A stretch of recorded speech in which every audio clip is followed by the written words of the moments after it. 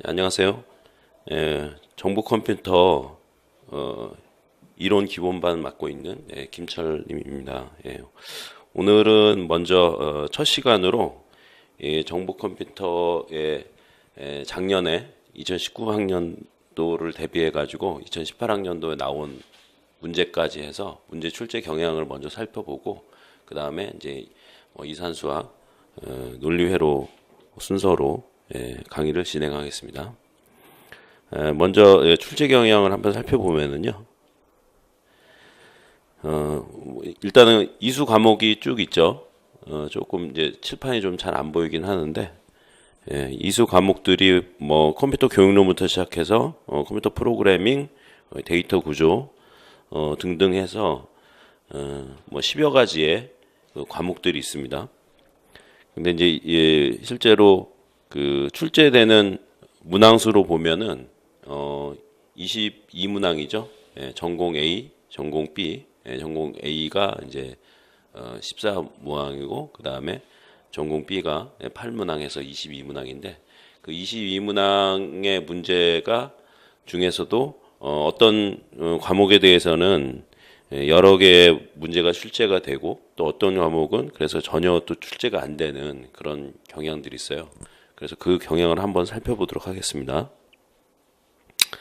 자, 일단은 2018학년도 작년에 1차 시험에서 나왔던 전공 A 과목의 전공 A 시험에 각 과목별로 문항 출제된 문항과 그 다음에 점수들을 살펴보면은 이제 전공 A는 문항수가 총 14문항이죠. 14문항이고 그 중에서도 이제 14문항이고 그리고 총점은 이제 40점 만점으로 되는데 그 중에도 보면은 정보 컴퓨터 교과 교육론이죠. 거기가 이제 가장 많이 출제가 됐죠. 14문제 중에 3문항이 출제됐고 4점짜리 문제가 3개 나왔습니다. 그러니까 이제 다 배점이 높죠. 4점짜리 말고도 이제 2점짜리가 있잖아요. 2점짜리 문제가 있고 4점짜리 문제가 있는데 교육론이 역시 임용고시이기 때문에 가장 많은 문항수와 그 다음에 이제 배점이 올해도 작년에도 역시 배정된 걸 확인할 수 있고요. 그 다음에 이제 조금 특이한 사항이 되는 부분이 특이한 그 전에 비해서 컴퓨터 프로그래밍 쪽에 문제가 많이 나왔어요. 3문항이 나왔거든요.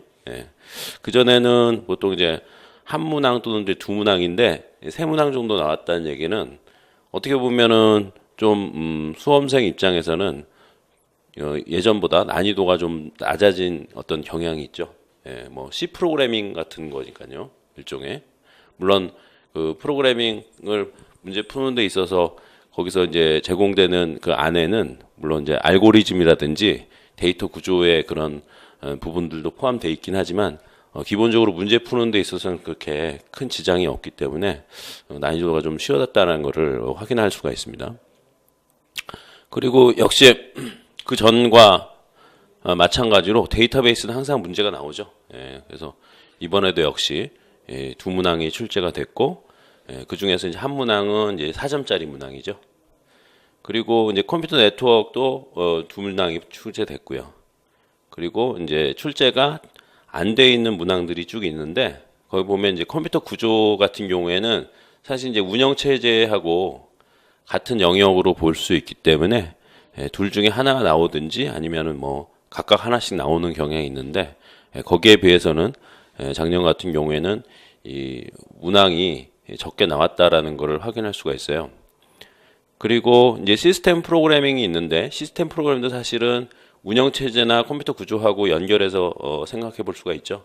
그래서 운영체제, 컴퓨터 구조, 시스템 프로그램이 이 세 가지 영역에서 한 문제 정도밖에 출제가 안 됐다라는 것은 사실은 이쪽 이 운영체제나 컴퓨터 구조, 시스템 프로그램 이쪽이 좀 어렵잖아요.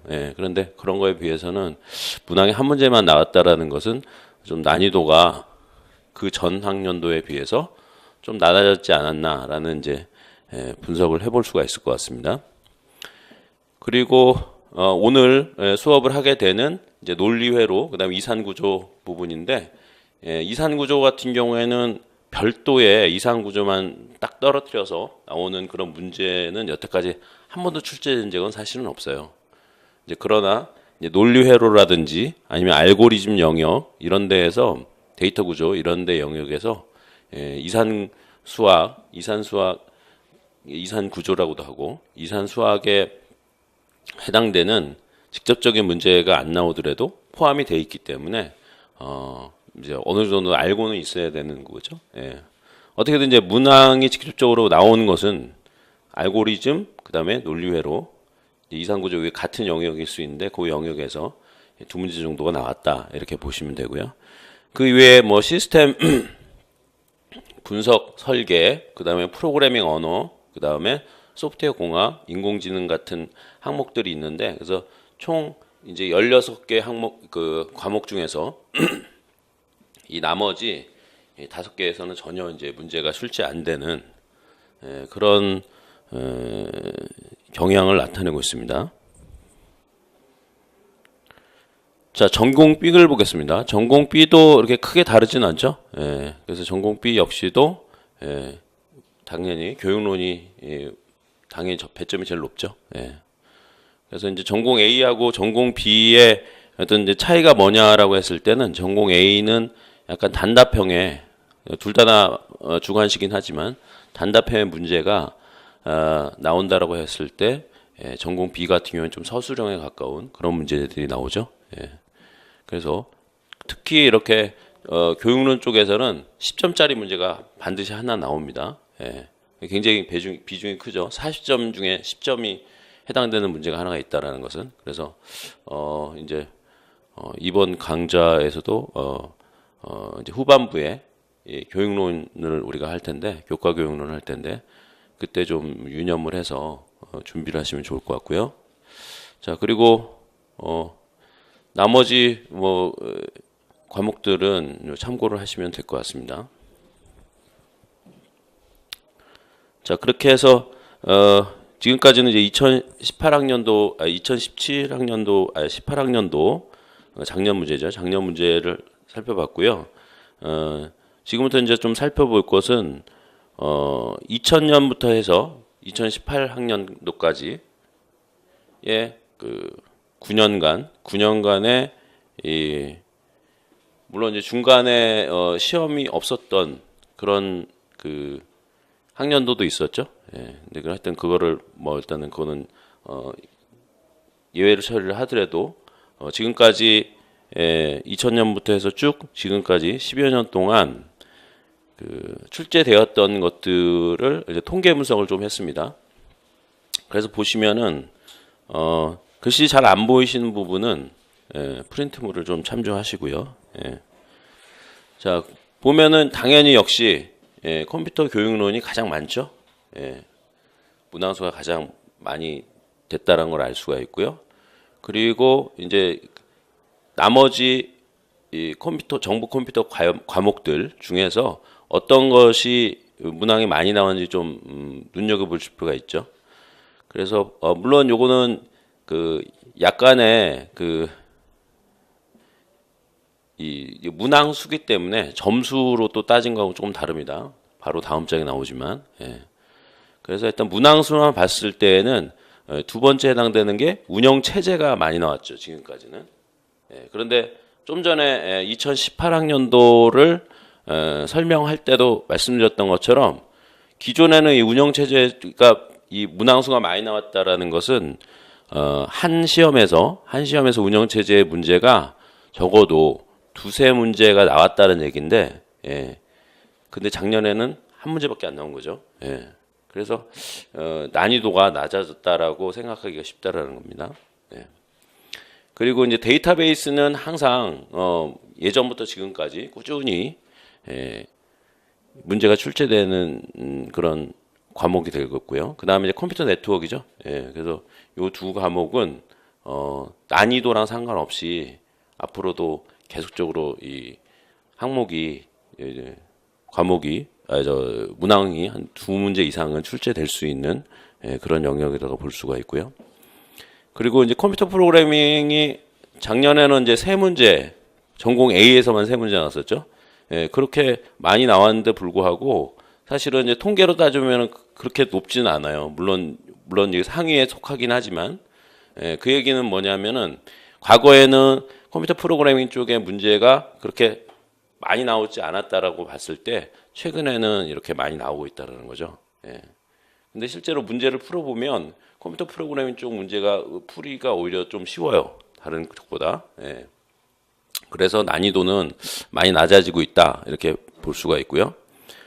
그리고 이제 알고리즘도 항상 나오는 문제고요. 그런데 이제 요 빈도수로 봤을 때는 논리 회로가 알고리즘보다 좀 낮게 나와 있는데 그 10여 년간의 통계치에 의하면 그런데 이 논리 회로가 한 번도 안 나온 적은 없어요. 한 번도 안 나온 적은 없기 때문에 논리 회로는 앞으로도 반드시 나올 수 있는 그런 과목이다 이렇게 보시면 됩니다.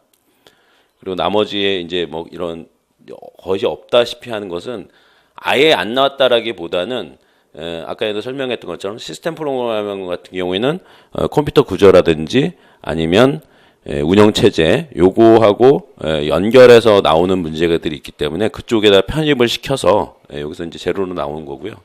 이상 구조도 사실은 뭐 여기는 두 문항이 나왔다라고 하지만 요거는 이제 과거에 논리 회로에 어떤 좀 가까운 그런 문제 문항이 나온 거라서 사실은 이제 거의 없다 이렇게 보시면 됩니다.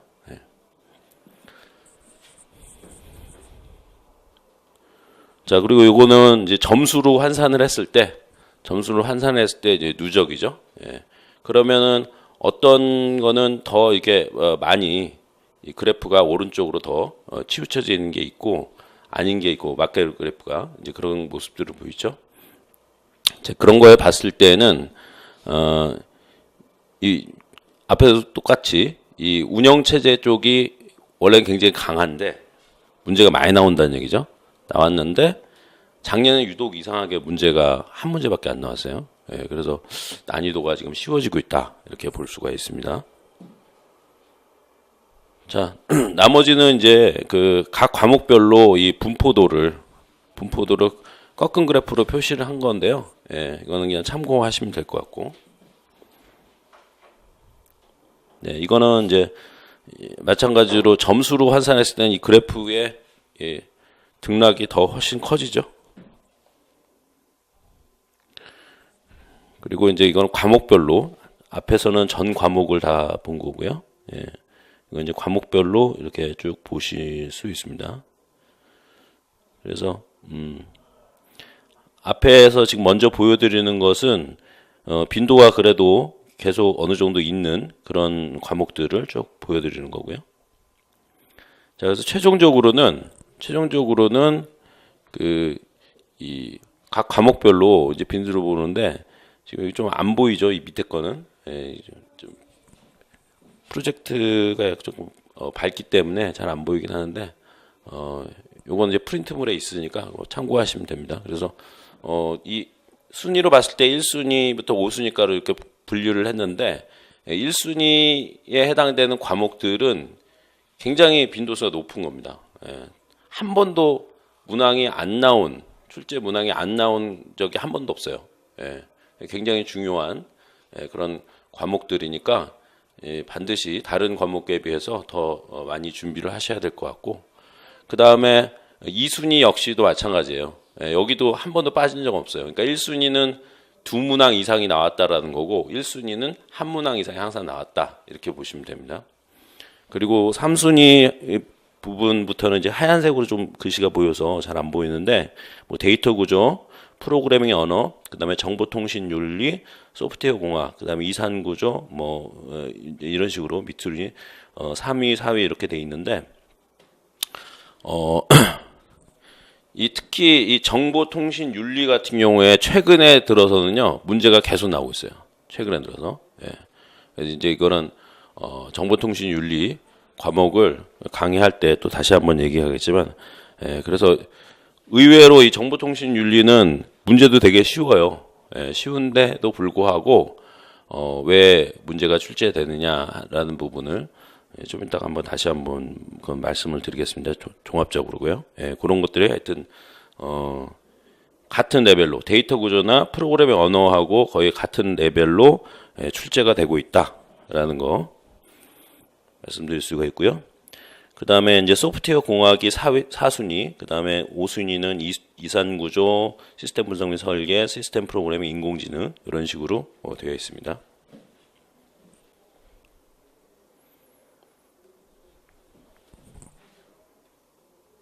자, 이렇게까지 해서 지금 전체적인 과목별로 어떤 비중으로 문제가 출제되는 거를 말씀을 드릴 수 있는데 일단은 크게 지금 최근 경향으로 봤을 때는 가장 이제 중요한 것 중에 하나는 일단은 정보 컴퓨터 분야에 그 임용되는 임용 교원의 숫자가 증가하고 있기 때문에 거기에 따라서 난이도는 상대적으로 낮아지고 있는 거죠. 2015년 교육 개정안에 따라서 이 컴퓨터 교육을 강화하고 있죠. 그래서 이제 임용을 정보 컴퓨터 쪽 교사들을 많이 이제 임용하게 되는데 그러다 보니까 난이도가 낮아지는 측면이 있다. 그래서 아까 말씀드렸던 것처럼 뭐 컴퓨터 프로그래밍이라든지 아니면 좀 이제 쉬웠던 부분들이 이런 거죠. 그리고 이런 거는 이제 증가하고 그 다음에 운영 체제 이런 관련된 문제는 오히려 좀 줄어드는 그런 현상이 나타나고 있고요. 자, 그리고 두 번째는 뭐냐면 사실은 잘 드러나지 않는 부분인데 사실은 이제 경향하고 상관이 있습니다.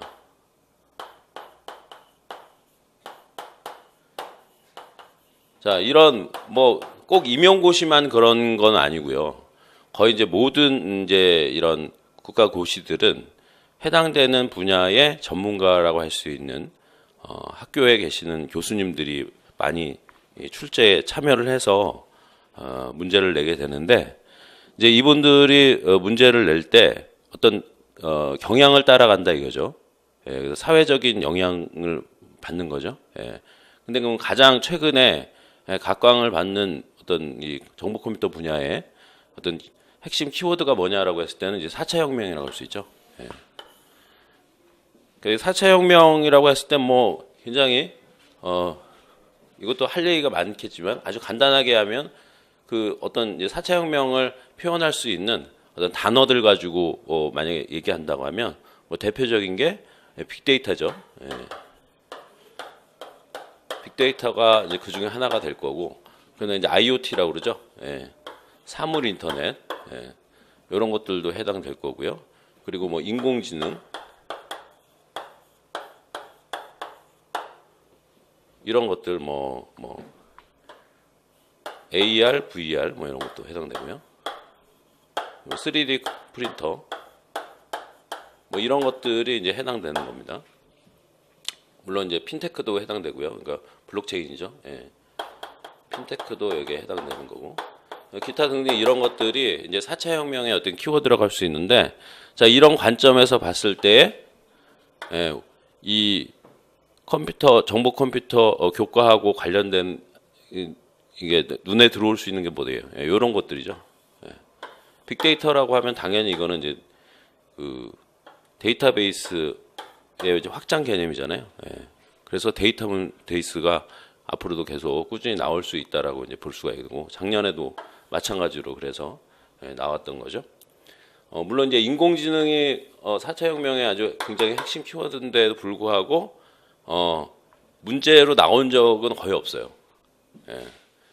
그런데 점차적으로 이거 인공지능 쪽은 나올 확률이 높아지고 있다. 다만 난이도가 낮아지고 있기 때문에 인공지능이 포함되기에는 조금 어려운 부분이 있죠. 다만 이제 인공지능에서 아주 간단한 부분, 만약에 출제가 된다고 하면 아주 쉬운 파트가 출제될 수 있다. 이제 그렇게 볼 수가 있는 거죠. 그래서 이런 경향들도 여러분이 좀 참고를 하셔가지고 수험 준비를 하시면은 이제 좋을 것 같습니다. 그리고 이제 또 여기 관련돼서 인공지능도 사실 어디서 나온 거죠? 예, 알고리즘에서 나온 거죠. 그래서 알고리즘 같은 경우에도 계속 문제가 나올 가능성이 이제 큰 거죠. 예. 나머지 것들은 이제 경향적으로 좀 이제 쉬워지는 부분 때문에 저런 것들이 예. 컴퓨터 프로그래밍 이런 것도 계속 많이 나온다라는 거고 예. 이렇게 볼 수가 있습니다. 그래서 그런 거를 좀 염두에 두시고 여러분이 예, 과목별로 비중을 맞추셔가지고 공부를 하시는 게 좋아요. 이제 오늘은 이제 첫 시간이기 때문에 예, 논리회로를 하게 될 텐데 논리회로도 작년에 나왔던 문제는 굉장히 쉬운 문제가 나왔어요. 예, 논리회로가 너무 쉬운 문제가 나와가지고 조금 깜짝 놀랄 정도로 쉬운 문제가 나왔는데 예, 거의 한 10년 전 수준보다 더 쉽게끔 나왔어요. 예, 그래서 하여튼 쉬운 경향으로 가고 있다. 예, 뭐 수험생 입장에서 좋은 거죠. 예. 자, 여기까지 해서 일단은 출제 경향들을 한번 같이 살펴봤고요. 그 다음에 그 오늘 수업을 하게 되는 파트가 이산수학과 그 다음에 논리회로인데 사실은 이산수학 같은 경우에는 문제가 출제된 적이 없다고 아까에도 말씀드렸죠. 예. 그리고 내용을 보면 사실은 정보 컴퓨터하고 관련된 부분이 분명히 있어요. 예, 그렇기 때문에 이산수학을 정보 컴퓨터 겉과목으로 넣긴 하지만 사실상으로는 그거를 따로 이렇게 공부할 필요가 그렇게 있을까 싶을 정도의 고등학교 때 이미 우리가 다 알고 있는 그런 내용들이거든요. 정리만 한 거죠, 사실은. 예, 이산수학이라고 해서 수학에서 이 정수로만 된 이제 그 수학 영역을 얘기를 하는 거거든요. 예, 그 부분들이 있기 때문에 그거에 대해서 오늘 이 수업 시간에 이산수학만을 위한 어떤 시간을 갖는 것보다는 오히려 논리회로를 좀 더 논리회로는 계속 매년 나오니까 논리회로의 비중을 높여서 거기에 수업을 좀 집중을 하고 이산수학은 이제 프린트물을 드리니까 그 프린트물을 참고해서 보시면 될 것 같아요.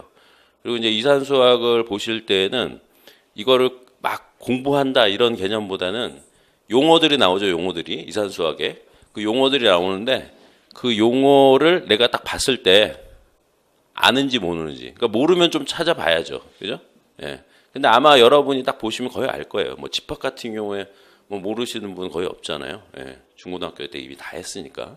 예. 그렇게 해서 내가 한번 이렇게 쑥 훑어보는 정도, 예, 그렇게만 준비하시면 돼요. 어차피 논리회로가 되든 아니면 알고리즘이 되든 뭐 컴퓨터 네트워크가 되든 아니면 운영체계가 되든 이런 쪽에서 계속 나온단 말이에요. 이산수학에 해당되는 부분들이. 예, 그렇기 때문에 그런 다른 타 과목을 공부할 때 이산수학의 개념들이 등장을 하면 그거를 내가 몰라서는 또 안 되잖아요. 그죠? 그러면 아예 못 푸니까. 그래서 거의 뭐 이제 그냥 상식 수준으로 내가 아는 정도 한다. 이런 개념으로 하시고 따로 막 이렇게 내가 아는데도 불구하고 따로 공부하고 그러시지 말라는 거예요. 예? 알죠? 예. 그렇게 준비하시면은 시간이 많이 절약될 것 같습니다.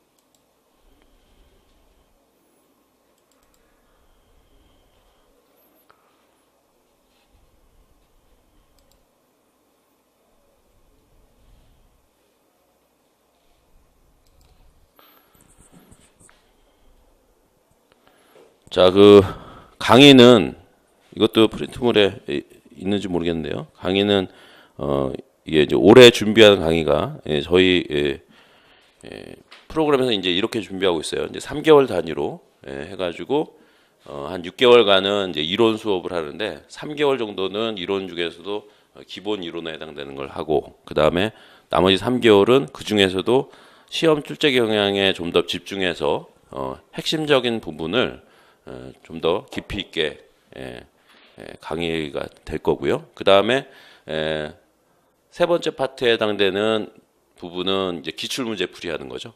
기출 문제 풀이하는 거가 될 거고, 그다음에 네 번째 파트 맨 마지막에 이제 모의고사 형태로 해서 진행을 할 겁니다. 그래서 그건 좀 참고하시면 될 것 같고요. 자, 그리고 이번에 지금 진행하고 있는 기본반, 이론 기본반이 어떻게 진행되는지는 요 표를 참고하시면 될 것 같습니다. 그래서 오늘은 이산수학과 논리회로고 다음 주에는 컴퓨터 프로그래밍 그렇게 진행이 되니까 참고하시면 될 거고요. 나머지는 이 리스트와 같이 진행이 됩니다. 자, 그래서 이제 이산수학은 어떤 건지 개념만 이제 알고 있으면 되고, 그 다음에 나머지 구체적인 거는 프린트물을 참고하시라고 제가 준비를 한 겁니다. 자, 그래서 이산수학이란 뭐냐? 뭐 여기 설명되어 있던 것처럼 이산이라는 얘기가 나누어진다라는 거죠. 딱딱 분리가 된다라는 거예요. 그래서 그런 의미에서 실수가 아닌, 실수는 연속적이잖아요. 분리가 되지 않죠. 아닌 정수와 같이 분리되는 값을 이제 공부한 학문이 이제 이산수학이다, 이렇게 정의를 하는 거죠. 그러다 보니까 컴퓨터는 우리가 잘 알다시피 0과 1로 아직까지는, 지금까지 컴퓨터는 그렇죠. 향후에 컴퓨터는 지금도 막 엄청 개발을 하고 있네. 양자 컴퓨터를 혹시 들어보셨어요? 들어보셨죠? 그래서 지금 뭐 IBM이나 아니면 인텔 이런 데에서 양자 컴퓨터를 지금 엄청나게 연구 개발을 하고 있습니다. 그래서 사실은 양자 컴퓨터가 이제 등장을 하면 기존에 있는 우리가 사용하고 있는 PC 서버 이런 걸 다 포함해서 모든 컴퓨터를 다 합쳐도 한 대의 양자 컴퓨터의 파워보다 못할 정도로 그렇게 어마어마한 이제 그런 컴퓨터들이 차세대 컴퓨터로 나오게 되는데, 그거는 이 0과 1로 되어 있질 않아요. 그거는 기본적인 수학 개념이 0, 1로 되어 있는 이산수학이 아니고 0, 1 이외에 어떤 다른 값을 또 가질 수가 있어요.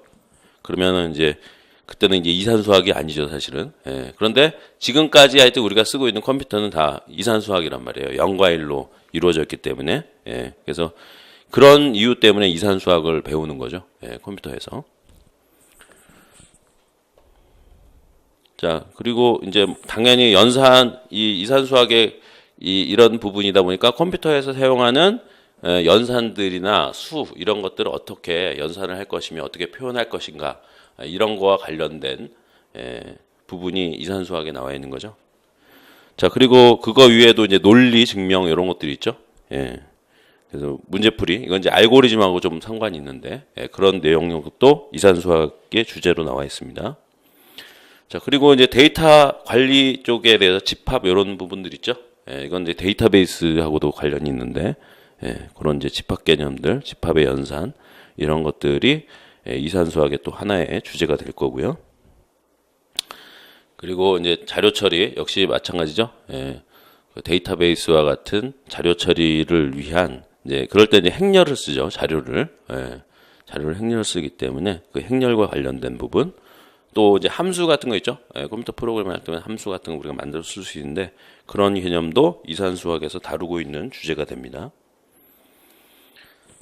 그리고 이제 알고리즘에서 또 나오는 것 중에 하나가 그래프하고 틀이죠. 그래서 자료를 어떻게 관리를 할 것이며 우리가 어떻게 우리가 탐색을 하고 뭐 이런 것들 빨리 처리를 해야 되니까 이런 거와 관련된 것들은 또 이산수학에서 다루는 주제가 됩니다. 그리고 이제 오늘 우리가 하는 논리회로와 아주 직접적인 관련된 부분이 또 이제 회로 설계, 부울대수라고 그러죠. 부울대수가 역시 이산수학에서도 다루는 그런 영역이 되겠습니다. 그리고 이제 마지막으로 이 확률, 결과 예측을 위한 확률도 이산수학에 이제 포함되는 거고요. 그리고 알고리즘 있죠. 알고리즘의 절차적인 알고리즘 이런 것도 역시 이산수학에 포함되는 주제들입니다. 자, 그래서 그거를 이제 제목만 따서 키워드만 따서 지금 쭉 열거를 해봤는데 이산수학에서 나오는 것들. 그래서 명제와 논리 이런 것도 하나 해석하는 거, 증명, 집합, 수의 표현, 행렬, 관계, 함수, 그래프 트리, 그다음에 순열 조합 확률, 그다음에 부울대수 알고리즘 이런 어떤 큰 카테고리 안에 또 여러 가지 또 배워야 될 것들이 있죠. 그래서 그걸 한번 쭉 보시고 다 보시면 아실 거예요. 중고등학교 때 이미 다 했던 것들이라는 걸 알 수가 있어요. 그래서 그냥 한번 참고를 하시고, 물론 이것들도 이제 들어가다 보면 굉장히 이산수학도 깊이 들어가다 보면 굉장히 뭐 골치 아픈 것들 많이 나와요. 근데 그런 거 잘 모르셔도 돼요. 그건 어차피 시험 문제는 안 나와요. 전혀. 기초적인 것만 아시면 돼요. 그래서 이산수학에서는 이 알고리즘에서 예를 들어서 뭐 그래프나 트리 얘기가 나온다라고 했을 때 이산수학에서 어떤 되게 난이도 높은 그래프나 트리에 대한 내용은 안 나온다라는 거죠. 그죠? 대신 기본적인 건 나온단 말이에요. 그래서 그런 기본적인 사항들을 아셔야 된다는 거고, 부울대수는 마찬가지죠. 오늘 하게 되는 논리회로에 부울대수가 마찬가지 나오는데 그것도 아주 기본적인 사항만 알면 되기 때문에 그렇게 아까 처음 설명드렸던 것처럼 이산수학은 이제 준비를 하시면 될 것 같습니다. 자, 그래서 이산수학은 그렇게 제가 오늘 이제 좀 가이드를 해드렸고, 여러분이 이 가이드 안에서 내가 부족하다 싶다라고 생각하는 것들은 나눠드린 프린트물 중을 좀 참고하셔가지고 준비를 하시면은 될 것 같습니다. 그리고 사실은 아까 말씀드렸던 거는 3개월, 앞으로 1, 2, 3개월은 이론 기초적인 내가 부분이 부족하지 않나라는 걸 이제 점검하는 시간이 될 텐데, 그때는 이산수학도 한번 보시라는 거예요. 근데 그 이후로는 사실 보실 필요는 없어요. 3개월만 그냥 보세요. 3개월 시간 동안에만 한 3월 달까지만 공부를 해야 된다라고 하면 그 이산수학을 보시고, 그 이후로는 사실 특별히 더 보실 필요는 없다는 겁니다. 자, 그래서 바로 오늘 하려고 하는 강의 내용이 굉장히 방대해요. 사실은 이론 교육이기 때문에 많습니다. 다음 2단계에서 하는 핵심 그 이론 수업에서는 심층 이론 수업에서는 이 문제하고 기출 문제하고 좀 더 직접적인 그런 걸 더 많이 보겠지만, 일단은 1차적으로 기본적인 것들을 학습하기 위해서는 오늘은 좀 깊이가 있는 내용들도 하기 때문에 시간 절약상 바로 논리회로로 들어가겠습니다. 자, 먼저 논리회로에서 또 이 수의 체계를 먼저 얘기합니다. 이거는 당연히 좀 전에 얘기했던 이산수학에 나오는 내용 그대로예요, 사실은. 그래서 그거 생각하시면 돼요. 그래서 특별히 이산수학을 따로 안 봐도 이 논리회로에 이미 이산수학의 상당 부분이 나오거든요. 그래서 이것만 보셔도 되지 않을까 하는 이제 그런 생각도 듭니다. 자, 지금 우리가 사용하는 일반적인 사람의 입장에서 가장 많이 쓰는 거는 로마 숫자라고 그러죠. 로마 숫자 1, 2, 3, 4 해가지고 로마 숫자를 쓰는데, 이 로마 숫자는 기본적으로 10진수로 이루어져 있죠. 이거는 뭐 특별히 우리가 잘 알고 있기 때문에 더 설명을 안 드려도 될 것 같고요. 자, 그 다음에 이제 이 진법 중에서 우리가 관심을 가져야 되는 게 이제 이진법이죠. 이진수란 말이에요. 이진수. 이진수는 당연히 컴퓨터가 이진수로 이루어져 있기 때문에 잘 알고 있어야 되는 거고, 그러다 보니까 이진수를 10진수로 바꾼다든지 10진수를 이진수로 바꾸는 그런 기본적인 상황을 우리가 알고 있어야 되겠죠. 자, 그래서 이거 변환하는 방법이 있는데 굉장히 쉽죠. 나누기 하면 됩니다. 나누기. 뭘로 나누기 하느냐? 10진수로 바꾸고 싶다. 그러면 이제 10으로 나누면 되는 거고, 이진수로 바꾸고 싶다. 2로 나누면 되죠. 그래서 나는 나머지가 각 자리에 숫자가 되는 거죠. 그래서 지금 여기 나온 것처럼 뭐 한 가지 예만 들어오고 있습니다. 뭐 이거 시간 오래 걸릴 거 아니니까 75라는 숫자를 이진수로 변환하기 위해서 계속 2로 나누는 거죠. 나눌 때마다 이렇게 나머지가 나오는데, 그 나머지를 순서대로 나온 먼저 순서대로 쭉 열거해서 연결을 시키면 최종적으로 이렇게 어떤 숫자가 나오죠. 이게 이제 이진수가 되죠. 근데 이게 나눈 숫자의 나머지다 보니까 당연히 이진수는 뭐겠어요? 나올 수 있는 숫자가 0과 1밖에 없겠죠. 2보다 작은 수여야 되잖아요. 그래서 0과 1로 이루어진 이런 숫자가 나오는 겁니다.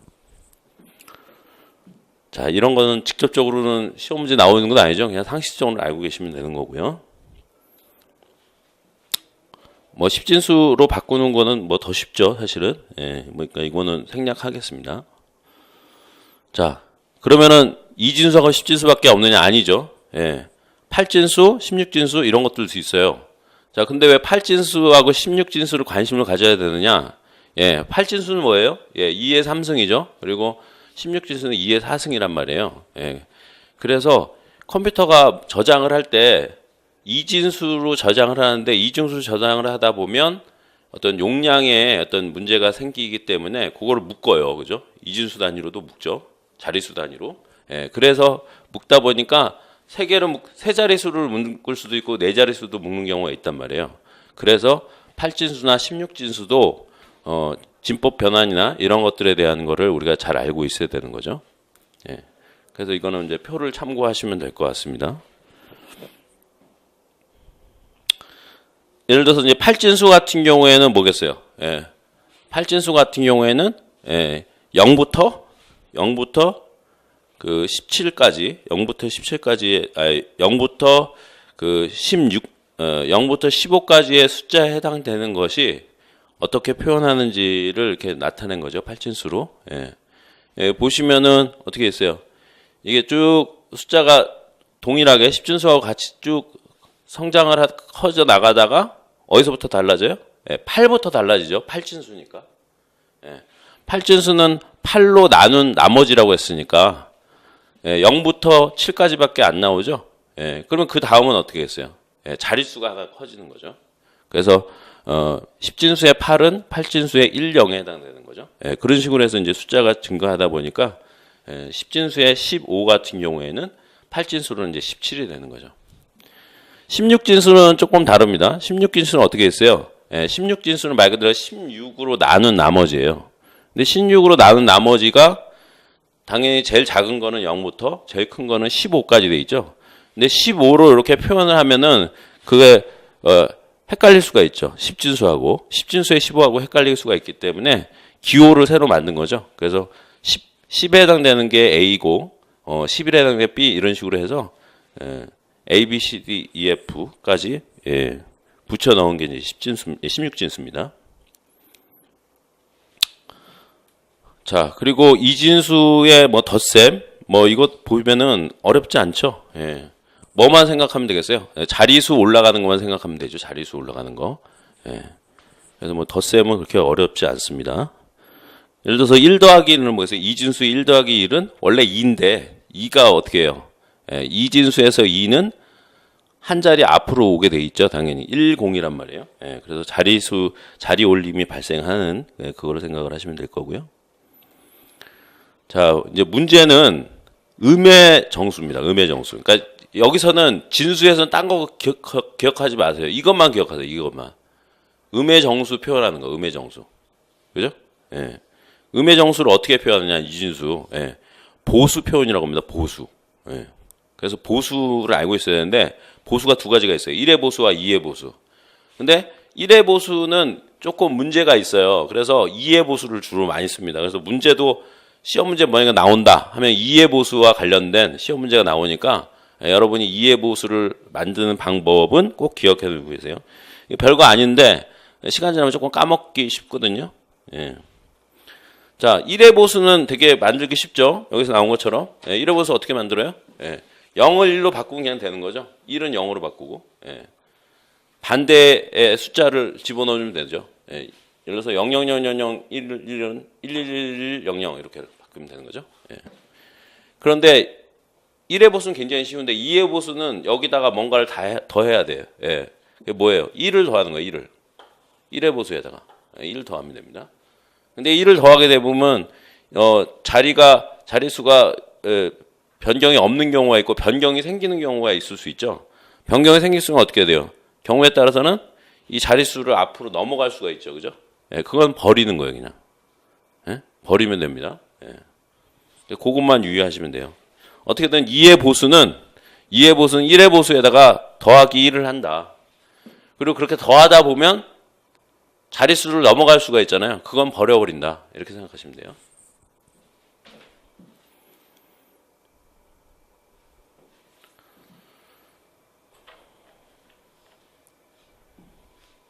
자, 나머지 뭐 이게 연산 이거는 그냥 한번 읽어보세요. 뭐 시험 문제 뭐 이렇게 직접적으로 나오는 부분은 아니니까 한번 읽어보시고. 자, 그리고 뭐 8비트 이진수를 8비트로 바꾸는 방법, 이것도 마찬가지고요. 다만 이런 것들은 조금 기억을 해주시면 좋죠. 뭐냐면 2의 보수를 취하거나 1의 보수를 취하게 되면 숫자가 좀 엉뚱하게 바뀌죠. 이진수는 계속 숫자가 늘어나게 돼 있죠. 이게 양으로 늘어나게 돼 있는데 이거에 그 보수를 취하게 되면 갑자기 숫자가 늘어나죠. 예. 여기 원래 뭐예요? 플러스 124 이렇게 돼 있는데 그러면 여기서부터 이 최고로 했을 땐 127이죠. 예, 여기까지 127인데 그 다음에는 이제 마이너스 0이 돼야 된단 말이에요. 그죠? 상식적으로. 근데 이건 어떻게 돼요? 플러스 127에서 바로 마이너스 127로 가는 게 좀 특이한 거죠. 그러니까 요거는 그냥 요렇게 되더라 그냥 좀 기억만 해주시면 돼요. 예. 뭐 이것 자체가 아주 중요한 건 아닌데 우리가 문제 풀다 보면 조금 헷갈릴 수가 있는 부분이니까 그런 것만 생각을 하시면 됩니다. 그리고 어디서 달라지느냐 1의 보수하고 2의 보수가 음에서부터 달라진다고 그랬죠. 음의 정수부터 어떻게 돼요? 플러스 1을 하게 되다 보니까 여기 어떻게 절대치가 더 하나 늘어나죠. 그래서 마이너스 128이 된 거예요. 마이너스 127이. 중요한 건 아닌데 그냥 상식적으로 그냥 알고 계시면 될 것 같습니다. 여기서 제일 중요한 건 아까 좀 전에 얘기했던 것처럼 2의 보수를 어떻게 만드느냐. 1의 보수를 만든 다음에 거기다 플러스 1 한다. 요것만 잘 기억해 두시면 돼요. 자, 그래서 이제 부호 비트라는 게 있죠. 이진수에 보면은 부호 비트라는 게 있는데 요 부호 비트가 언제 바뀌느냐? 보수를 취할 때 바뀐다 이거죠. 보수를 취할 때. 그래서 1의 보수의 경우는 어떻게 된다는 거예요? 이게 이제 부호 비트가 0으로 돼 있으면은 양의 정수로 보는 거죠. 그리고 마이너스가 되면 음의 정수로 보는 거예요. 그죠? 그렇게 되는데 그 1의 보수에서는 어떻게 해요? 이거 바꾸기만 한다고 그랬죠? 요거 0을 1로 바꾸고 1을 0으로만 바꾸기 때문에 예를 들어서 000에 해당되는 거를 1의 보수를 취하면 어떻게 되겠어요? 당연히 111이 되죠. 그러다 보니까 이게 이제 뭐 마이너스가 붙긴 했는데 마이너스 0에 해당된다는 겁니다. 그리고 이 맨 앞에가 그 부호 비트라고 그랬으니까 이게 마이너스를 표시하는 거고 나머지 가지고 이제 숫자를 보시면 되는 거죠.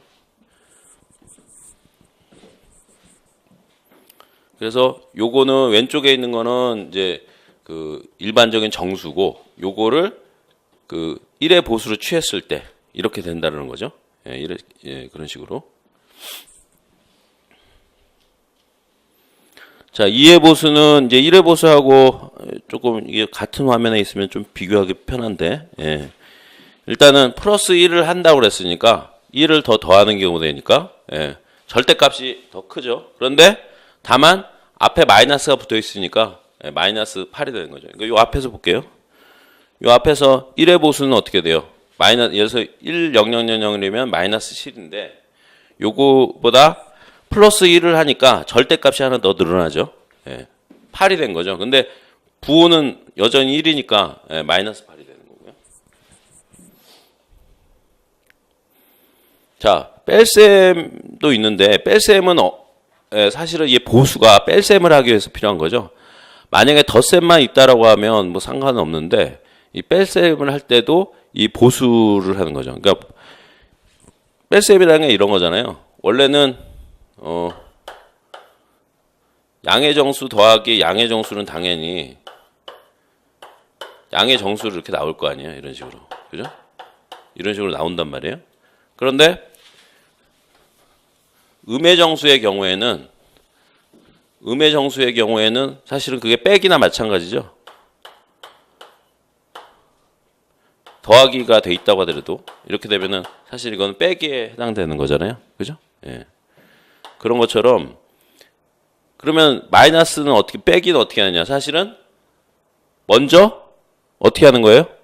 부호를 바꿔주고 더하기를 그냥 하면 되는 거죠. 그래서 그 실제로 그렇습니다. 컴퓨터는 원래 빼기가 없어요. 예. 컴퓨터 구조 여러분이 배우실 때 아시겠지만 컴퓨터의 가장 기본적인 기계어라고 그러잖아요. 기계어. 예, 어셈블리어 기계어라고 그러는데 그 기계어에는 빼기라는 게 없어요. 그 기계어가 일종의 계산기인데 계산기에는 빼기 계산기가 없어요. 유일한 계산기는 add라고 하는 이 계산기밖에 없어요. add. 더하기죠, 더하기. 더하기밖에 없어요. 더하기로 모든 걸 다 하는 거예요. 빼기도 더하기로 하는 거고, 그 다음에 어떻게 해요? 곱하기도 더하기로 하는 거고, 예, 그렇게 됩니다. 그러니까 당연히 빼기 연산을 한다고 했을 때 빼기 연산이 따로 있는 게 아니고 어떻게 해요? 수학적으로 부호를 바꾼 다음에 더하기 하면 되는 거죠. 예. 그거 알고만 계시면 돼요.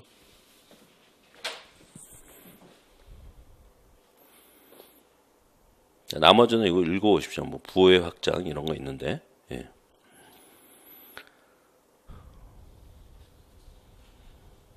자, 그리고 또 중요한 거 지금 나왔습니다. 예. 부동 소수점. 요거는 되게 중요해요. 요거는. 예. 최근에는 문제가 쉽기 때문에 뭐 이런 문제는 좀 안 나오는데 예전에 굉장히 문제를 어렵게 냈을 때는 요 부동 소수점 관련된 거가 이 논리회로와 이산구조 관련해서 이산수와 관련해서 나온 적이 있습니다. 그러니까 이것만 딱 띄워넣어서 부동 소수점만 딱 띄워내서 물어보기보다는 부동 소수점을 계산하는 컴퓨터 프로그램을 작성하라, 뭐 예를 들어서 뭐 이런 것들이 나온 적이 있거든요. 예, 그래서 기본적으로 부동 소수점이 어떻게 표현되는지는 알고 있어야 돼요. 근데 조금 복잡합니다. 이게 보면 PPT 자료가 너무 흐려서 좀 잘 안 보이는데 프린트물 참고하시고요. 자, 일단은 두 가지의 표현 방법이 있습니다. 컴퓨터에서의 부동 소수점 표현한 부분. 단정도 부동 소수점이라는 게 있고, 그 다음 배정도 부동 소수점이라는 게 있어요. 자, 그래서 뭐가 다르냐? 그러니까 단정도하고 배정도 그 두 개만 예를 들어서 비교를 한다라고 했을 때는, 그거 가만히 보세요, 지금. 그 안에 들어있는 숫자. 일단 맨 밑에 있는 십진수 있죠, 십진수. 예, 십진수에 해당되는 숫자의 범위를 보시면은, 범위가, 배정도가 훨씬 범위가 크다는 걸 알 수 있죠. 그죠? 그러니까 배정도의 경우에는 플러스 마이너스 4.94 곱하기 10의 마이너스 324승부터 해서 플러스 마이너스 1.798 곱하기 10의 308승이죠. 거기에 비해서 단정도는 어떻게 돼요? 단정도는 플러스 마이너스 1.4 곱하기 10의 45승부터 해가지고 플러스 마이너스 3.40 곱하기 10의 38승까지죠. 그래서 훨씬 배정도 부동 소수점에 표현할 수 있는 범위가 넓다라고 보시면 됩니다. 그러니까 배라고 그래서 2배 됐다 뭐 이런 의미가 아니고 굉장히 많은 뭐 하여튼 뭐 수십 배, 수백 배, 수만 배 뭐 이런 그런 의미에서 그 배 정도라고 붙인 겁니다.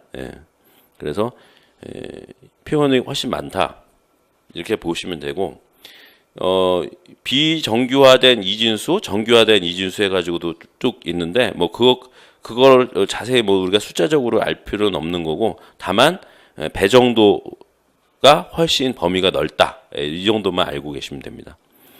그리고 밑에 보면 단정도 부동소수점 수의 표현 범위를 어떻게 만들느냐 이제 그게 나와 있죠. 그래서 보시면은 0을 기준으로 했을 때 왼쪽이 마이너스일 거고 오른쪽이 이제 플러스일 텐데 그거를 표현하는 숫자들을 쭉 나열을 했죠. 자, 그렇게 할 수 있고 자, 그리고 부동소수점이라는 게 결국엔 뭐예요? 이게 원래 실수를 표현하기 위해서 원래 있는 거죠. 그죠? 근데 실수라는 건 원래 어떻게 돼요? 실수는 연속적인 수기 때문에 이거를 우리가 지금 다루는 건 이산수학이니까 당연히 정수잖아요. 정수로 표현하는 게 한계가 있는 거죠. 그래서 컴퓨터는 항상 오차가 있는 거예요. 컴퓨터 자체가 실수를 다룰 수 있는 기기라고 하면 오차가 없는데, 그죠? 이 실수를 정수로 어떤 식으로 표현하다 보니까 이 뒤에 그 정교화된 어떤 숫자들을 날려먹는 그런 효과가 생기죠. 그죠? 예를 들어 나누기를 한다든지 막 이렇게 했을 때 소수점이 굉장히 많이 생기잖아요. 근데 그거를 다 표현할 수 없단 말이에요. 이렇게 범위가 있으니까. 그죠? 예. 그래서 그런 거는 이제 좀 참고하시면 될 것 같습니다. 자, 여기까지 하고 조금 쉬었다가 이어서 두 번째 챕터인 디지털 코드에 대해서 같이 배우도록 하겠습니다.